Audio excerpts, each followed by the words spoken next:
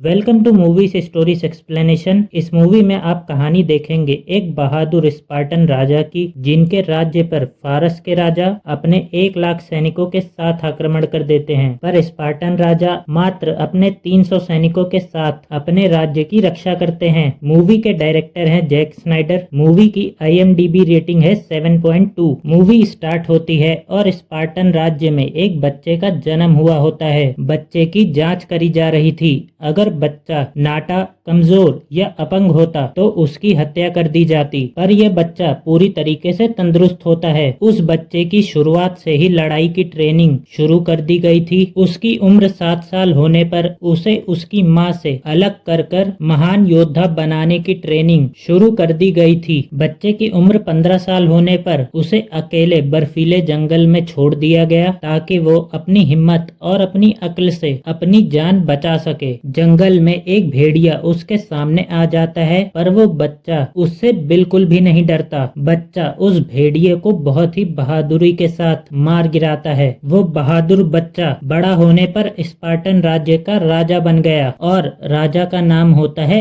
Leonidas. महाराजा Leonidas से मिलने के लिए एक फारसी दूत आया होता है। फारसी दूत अपने महाराज जक्सिस, जिन्हें वो लोग भगवान मानते थे, का संदेश लाए होते हैं। दूत महाराज से उनके राज्य की जमीन और उनका पानी मांगता है और लियोनाइडस से कहता है कि महाराज जक्सिस की अधीनता स्वीकार कर लो। लियोनाइडस उनके प्रस्ताव को सुनते ही ठुकरा देते हैं। दूत लियोनाइडस से कहने लगता है, सोच समझ के जवाब दो, कहीं ये तुम्हारा आखिरी जवाब ना हो। ये सुनते ही लियोनाइडस को गुस्सा आ जाता है। लियोनाइडस दूत और उसके साथ आए हुए सभी सैनिकों को जान से मार देता है और इसी के साथ यूनान और फारस की जंग छिड़ जाती है। महाराजा लियोनाइडस ई फोर्स से मिलने आया होता है। वो पुराने देवताओं के पुजारी होते हैं, क्योंकि कोई भी स्पार्टन राजा पुजारियों के आशीर्वाद के बिना जंग नहीं लड़ सकता। महाराज ई फोर्स को अपने हमला करने का तरीका बताते हैं, पर ई फोर्स उन्हें जंग करने से रोक रहे होते हैं। महाराज के मनाने पर ई फोर्स उन्हें कहते हैं, हम इसका फैसला ओरेकल के जवाब से करेंगे। महाराज को भी ई फोर्स की बात माननी पड़ती है, क्योंकि स्पार्टा का कोई भी नागरिक कानून के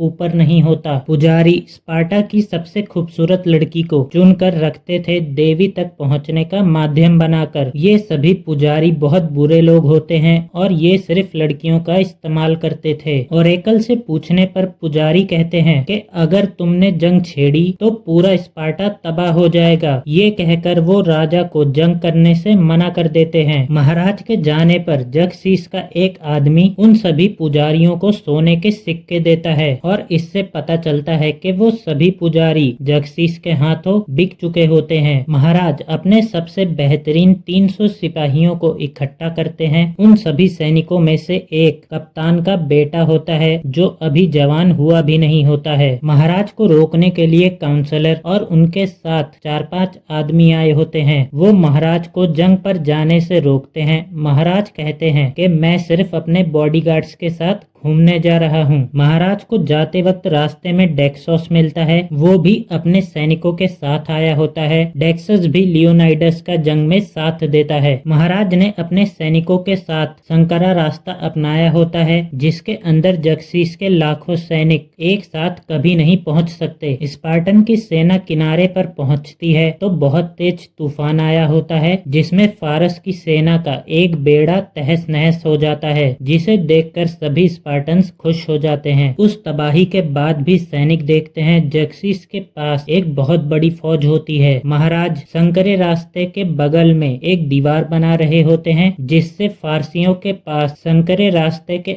अलावा यूनान में दाखिल होने का कोई रास्ता ना मिल पाए। जक्सिस की सेना का सिपाही स्पार्टन्स को दीवार बनाने से रोकने के लिए आया होता है। उसके हमला करने पर स्पार्टन सिपाही उसका हाथ काट देते हैं। वो उसे कहते हैं, जाके जक्सिस को बता दो कि उसका सामना स्पार्टा की आजाद फौज के साथ है। महाराज के पास एक कुबड़ा आदमी आता है। वो उन्हें बताता है कि ये दीवार उठा देने के बाद भी चट्टान के पीछे का रास्ता खाली है, जहां से फारसी सैनिक हमें घेर सकते हैं। उसका नाम एफियाल्टिस होता है। उसके माँ बाप उसे स्पार्टा से लेकर बाहर चले गए थे, वरना उसे भी कुबड़ा होने के वजह से मार दिया जाता। वो महाराज से जंग में शामिल होने की इजाजत मांगता है, पर महाराज उसे अपनी ढाल उठाने को कहते हैं, जिसे वो नहीं उठा पाता। इसी वजह से महाराज उसे सेना में शामिल नहीं करते, जो बात उस आदमी को बहुत बुरी लग जाती है। फारसी सैनिक स्पार्टन योद्धाओं पर हमला कर देते हैं, पर स्पार्टन योद्धा भी पूरी तरीके से तैयार होते हैं। युद्ध शुरू होने पर स्पार्टन योद्धा फारसी योद्धाओं पर भारी पड़ जाते हैं। युद्ध में बहुत सारे फारसी सैनिक मारे जाते हैं। महाराजा लियोनाइडिस से बात करने के लिए जक्सिस खुद आता है। जक्सिस लियोनाइडिस को मौत का डर दिखाता है, उसे कहता है हमारी अधीनता स्वीकार कर लो, वरना तुम्हारे राज्य में कोई भी जीवित नहीं बचेगा। लियोनाइडिस जक्सिस के ऑफर को ठुकरा देता है और उसे धमकी भी देता है कि हो सकता है कि युद्ध के अंत में तुम खुद मारे जाओ। रात होने पर जक्सिस के इमोर्टल सैनिक स्पार्टन्स पर हमला करने के लिए आते हैं, पर स्पार्टन्स को उनके आने का पता चल जाता है। स्पार्टन्स ही उन पर हमला शुरू कर देते हैं और युद्ध शुरू हो जाता है। स्पार्टन्स एक एक करके सभी इमोर्टल्स को मारते जा रहे थे, पर उनमें से एक आदमी पूरी तरीके से शैतान होता है। वो सभी पर हमला किए जा रहा था, पर महाराज लियोनाइडिस के साथ युद्ध करते हुए वो भी मारा जाता है। युद्ध में इस बीच आर्केडियंस भी हमला शुरू कर देते हैं। महाराजा लियोनाइडिस ने उन्हें पहले से ही बताया था कि तुम्हें इस समय पर ही हमला करना है। स्पार्टन्स और आर्केडियंस को ऐसे युद्ध करता हुआ देखकर जक्सिस, जो अपने आप को देवता कहता था, वो भी घबराने लगता है। इतने युद्धों को जीतने के बाद महाराजा लियोनाइडिस को भी भरोसा होने लगा था कि शायद हम युद्ध को जीत सकते हैं। युद्ध शुरू होने पर महाराज को भरोसा नहीं था कि 300 सैनिक 1 लाख सैनिकों को कैसे रोक पाएंगे, पर अब उनके अंदर भी कॉन्फिडेंस जागने लगा था। फिर युद्ध शुरू हो जाता है। कई सैनिक एक दूसरे को मारते हैं, पर आज के दिन कप्तान का जवान बेटा एस्टिनोस मारा जाता है, जिसके बाद कप्तान गुस्से से भर जाते हैं। वो सभी फारसी सैनिकों को मारना शुरू कर देते हैं। बहुत सारे स्पार्टन सैनिक मिलकर कप्तान को काबू में लाते हैं। जक्सिस से मिलने के लिए वही कुबड़ा आदमी जिसका नाम एफियाल्टिस होता है वो आता है। जक्सिस उसे पैसे,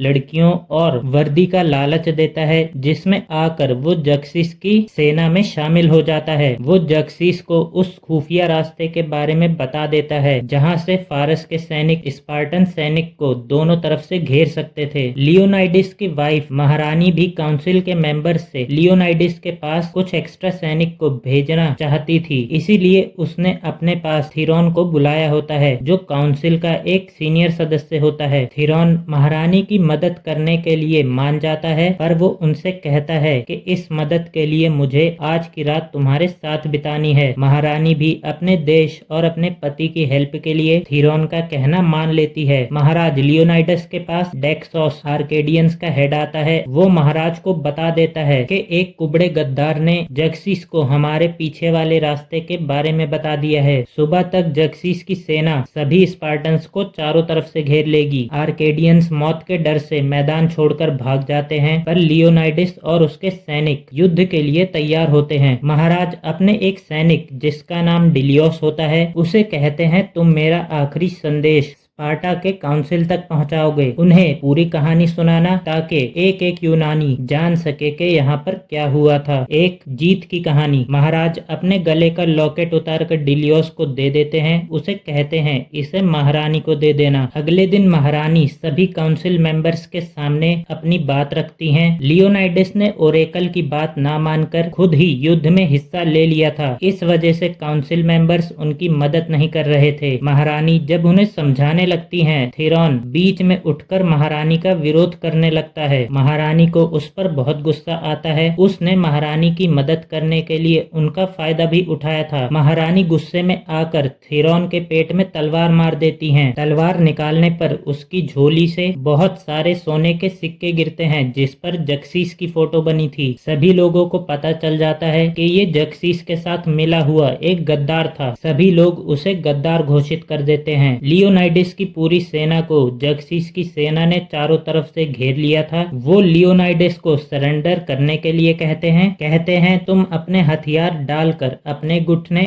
महाराज जक्सिस के सामने टेक दो। लियोनाइडिस काफी देर तक कुछ सोचता है, फिर अपने हेलमेट को उतार देता है। वो अपनी ढाल को भी जमीन पर रख देता है। उसके बाद अपने भाले को जमीन पर फेंक कर अपने घुटनों पर बैठ जाता है। जक्सिस ये देखकर बहुत खुश हो जाता है। तभी लियोनाइडिस हमला करने के लिए कहता है। उसका एक सैनिक जर्क्सिस के सेनापति को मार गिराता है। जर्क्सिस भी हमला शुरू करवा देता है। लियोनाइडस अपना भाला जर्क्सिस की तरफ फेंकता है, जो उसके गाल को चीरता हुआ आगे निकल जाता है। जर्क्सिस के मुंह से खून आने लगता है, जिससे सभी लोगों को यकीन हो जाए कि वो कोई भगवान नहीं बल्कि एक आम इंसान ही है। इस वक्त हमला इतना तेज था कि लियोनाइडस के बहुत सारे सैनिक मारे जाते हैं। उनका कप्तान भी मारा जाता है, पर मरते मरते उसने कई सैनिकों को मार दिया था। लियोनाइडस के लगभग सभी सैनिक मर चुके थे, वो अकेला ही बचा था। तभी जर्क्सिस की सेना इतने तीर बरसाती है कि तीरों के अलावा कुछ भी नहीं दिख रहा था। सारे तीर लियोनाइडस के ऊपर गिरते हैं और वो भी मारा जाता है। महारानी के पास डिलियोस पहुंच जाता है, जो उनको लियोनाइडस का लॉकेट देता है। सभी काउंसिल मेंबर्स को लियोनाइडस के युद्ध की पूरी कहानी बताता है। एक साल बाद का समय दिखाया जाता है, जहां पर 30,000 आजाद यूनानी लोग और 10,000 स्पार्टन सैनिक फारसी सैनिकों के सामने खड़े होते हैं। स्पार्टन सेना का हेड डिलियोस होता है। इस युद्ध का नाम बैटल ऑफ प्लेटिया होता है, जिसमें यूनानियों ने फारसी सैनिकों को हरा दिया था। यहाँ पर मूवी खत्म हो जाती है, पर कहानी अभी खत्म नहीं हुई है। मूवी का सेकंड पार्ट आना अभी बाकी है। उसका एक्सप्लेनेशन भी आपको जल्द ही मिलेगा। चैनल को सब्सक्राइब कर दीजिए और वीडियो पसंद आया हो तो इसे लाइक भी कर दीजिएगा।